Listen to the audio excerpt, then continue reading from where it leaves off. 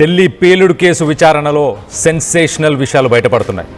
ఇటు పేలుడుకి ట్రైయాసిటిన్ ట్రైపెరాక్సైడ్ వాడినట్లు సమాచారం అందింది. ప్రస్తుతానికి టీఏటీపీ ఇది మదర్ ఆఫ్ సైతాన్గా దీన్ని అనుకుంటారు. సైన్స్ వరల్డ్లో దీన్ని మదర్ ఆఫ్ సైతాన్ అని అంటారు.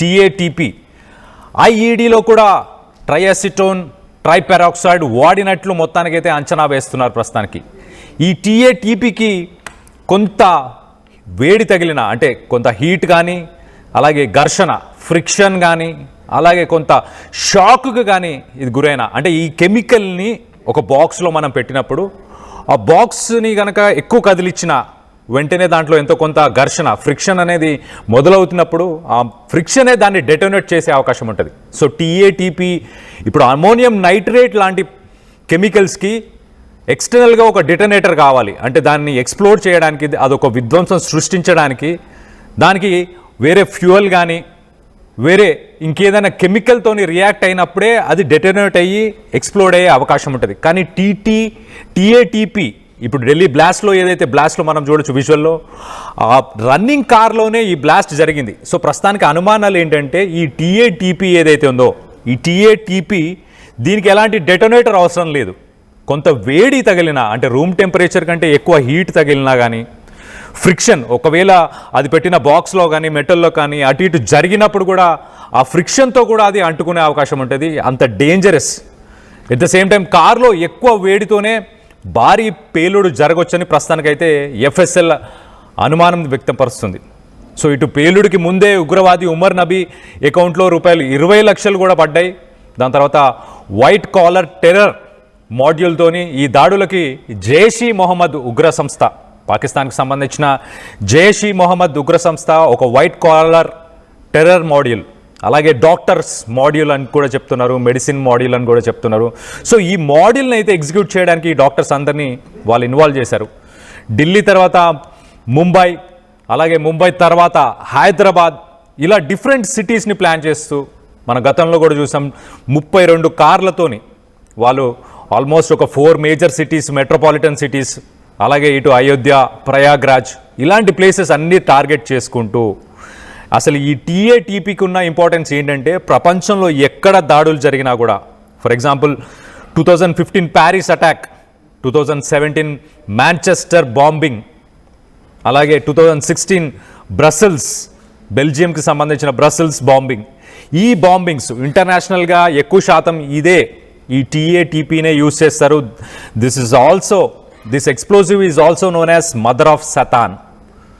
సో దీన్ని ఇల్లీగల్గా బాంబు తయారు చేసే వాళ్ళు ప్రపంచం మొత్తంలో ఈ టీఏటీపీని యూజ్ చేసి ఇలా బాంబులు పేల్చుతున్నారని చెప్పి తెలుస్తుంది. సో ఈ టీఏటీపీ ఢిల్లీ బాంబ్ బ్లాస్ట్లో కూడా వాడారా అన్న అనుమానం అయితే వ్యక్తపరుస్తున్నారు. ఒకసారి దీనికి సంబంధించి మరిన్ని వివరాలు తెలుసుకునే ప్రయత్నం చేద్దాం. మా ప్రతినిధి నవీన్ ఉన్నారు ఢిల్లీ నుంచి. నవీన్తో మాట్లాడి తెలుసుకునే ప్రయత్నం చేద్దాం. నవీన్ చెప్పండి, ఈ mother of Satan టీఏటీపీని red fort దగ్గర ఏదైతే I-20 car Umar Nabi blast అయిందో దాంట్లో యూజ్ చేశారా? దానికి ఆధారాలు ఏమైనా ఉన్నాయా? ప్రస్తుతానికి ఓన్లీ అనుమానాన్ని వ్యక్తపరుస్తున్నారా?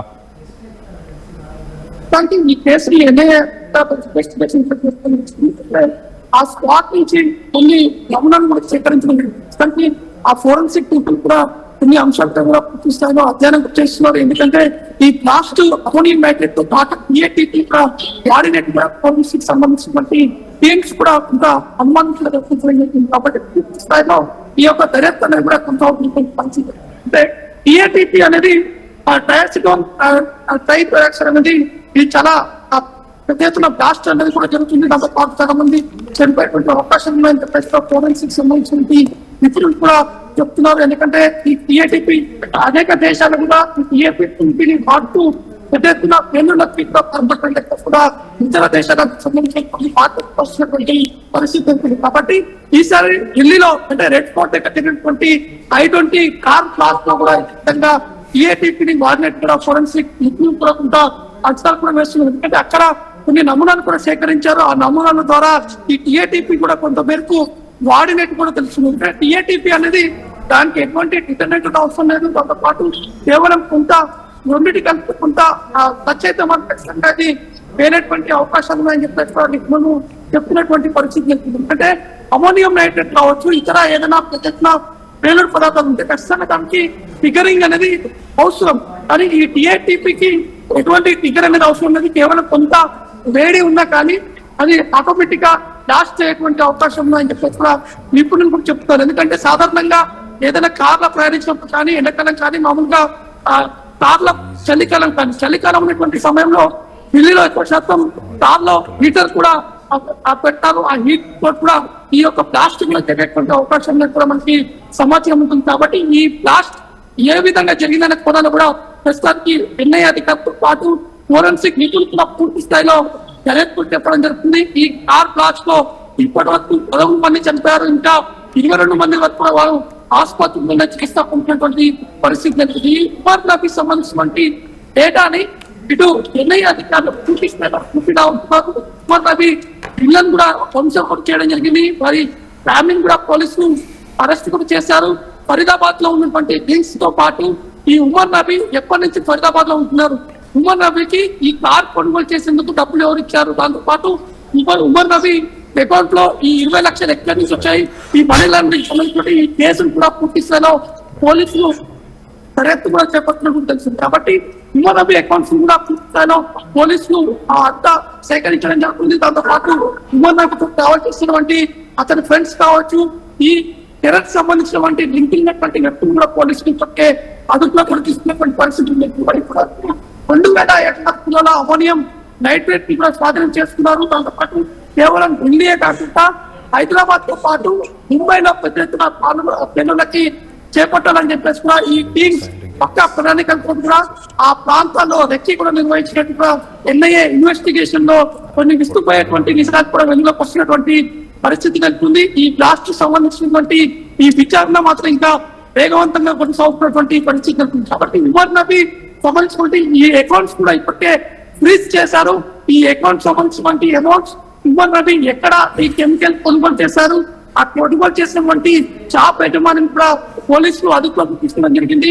అక్కడ ఉన్నటువంటి సీసీ ఫుటేజ్ కూడా పోలీసులు బాధకం చేసుకొని పూర్తి స్థాయిలో శూన్యంగా తనిఖీ చేస్తున్నటువంటి పరిస్థితి. ఫరీదాబాద్ లో జరిగినటువంటి ఇదంతా ఈ స్కెచ్ అక్కడి నుంచి ఢిల్లీకి వచ్చేటువంటి మార్గంలో కూడా పోలీసులు ఇప్పటికే సేకరించారు. ఏ టైంలో ఉమర్ నబీ ఢిల్లీ లోపలికి ఎంట్రీ అయ్యారు, ఈ కర్నాట్ ప్లేస్ లో అంటే కనెక్ట్ ప్లేస్ అనేది ఈ ఢిల్లీకి దున్నకాయ లాంటిది సిపి కనెక్ట్ ప్లేస్ అంటారు. ఆ ప్రాంతాల్లో దాదాపు 2 రోజుల పాటు ఉమర్ నబీ ఆ కార్ లో కూడా ప్రయాణించినటువంటి సీసీటీవీలో స్పష్టంగా తెలుస్తుంది. కాబట్టి దాంతో పాటు ఎవరెవరు ఉన్నారో ఆ కార్ లో లేక ఎవరెవరితో టచ్ లో ఉన్నారనే కోణాలు కూడా పోలీసులు పూర్తి స్థాయిలో దర్యాప్తు అనేది కూడా కొనసాగుతున్నటువంటి పరిస్థితి. కాబట్టి మొత్తానికి అయితే ఈ ఉమర్ నబీ సంబంధించినటువంటి ఫోన్ కాల్స్ తో పాటు పూర్తి స్థాయిలో సమాచారం కూడా సేకరించి వారిని పట్టుకునేందుకు ఢిల్లీ పోలీసులతో పాటు ఎన్ఐఏ సంబంధించినటువంటి బృందాలు కూడా అనేక బృందాలు కూడా ఏర్పాటు చేసి ఈ యొక్క దర్యాప్తు చేపట్టినటువంటి పరిణామాలు కనిపిస్తున్నాయి.